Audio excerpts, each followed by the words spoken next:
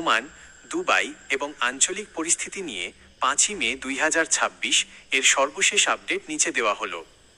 Oman অগ্নিকাণ্ড ও নিরাপত্তা update. সামাইল শিল্প এলাকায় আগুন।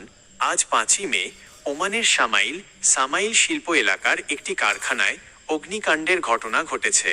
ওমানের civil defence and ambulance authority CDAA দ্রুত ঘটনাস্থলে পৌঁছে আগুন নিয়ন্ত্রণে আনে। এই ঘটনায় কোনো হতাহতের খবর পাওয়া যায়নি। বুখা মাসান্দাম হামলা। ওমানের মাসান্দাম প্রদেশের উপকূলীয় শহর বুখাতে একটি আবাসিক ভবনে হামলার ঘটনা ঘটেছে।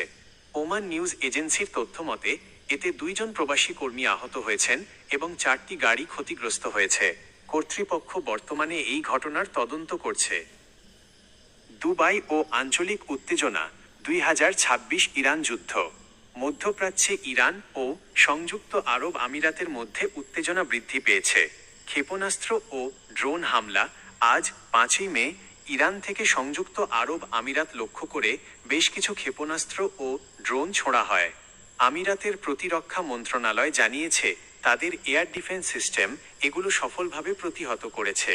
দুবাই সহ বিভিন্ন স্থানে বিকট শব্দ শোনা গেছে, যা মূলত ইন্টারসেপশনের ফল। Fujairah oil zone.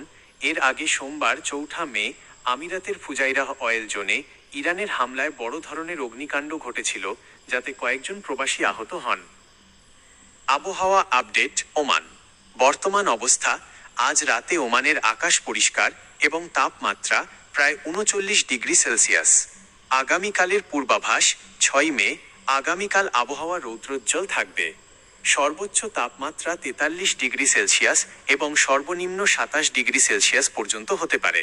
আর্দ্রতা প্রায় 36% থাকার সম্ভাবনা রয়েছে। প্রবাসীদের এই উত্তেজনাকর পরিস্থিতিতে স্থানীয় সংবাদ মাধ্যম ও সরকারি নির্দেশনার ওপর সজাগ দৃষ্টি রাখার পরামর্শ দেওয়া হচ্ছে।